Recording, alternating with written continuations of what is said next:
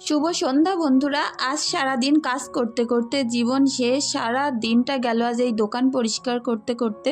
আজ ভেবেই নিয়েছি দোকানটা নতুনভাবে রিওপেন করব, আর তার জন্য লেগে পড়েছি সমস্ত বইয়েম শোকেস জিনিসপত্র পরিষ্কার করতে। তার মধ্যে দুই মেয়ের পরীক্ষা। আজ আমি কোনো রকম বড় ব্লগ তোমাদের সাথে শেয়ার করতে পারিনি। ভাবলাম চলো একটা শর্ট ভিডিওর মাধ্যমে অন্তত জানাতে পারি সারা দিনটা কিভাবে গেছে। এর মধ্যে দোকানে চলে এসেছিল খরিদ্দার, তাকে মালপত্র দিয়ে আবারও লেগে পড়লাম পরিষ্কার পরিচ্ছন্নর কাজে।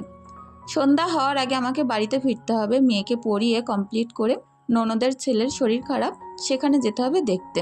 সারাদিন এই সকল কাজ করতে করতে রান্না খাওয়ার সময় ছিল না। পেছনের শোকেসটা এখনো পর্যন্ত আমি পুরোপুরি পরিষ্কার করতে পারলাম না।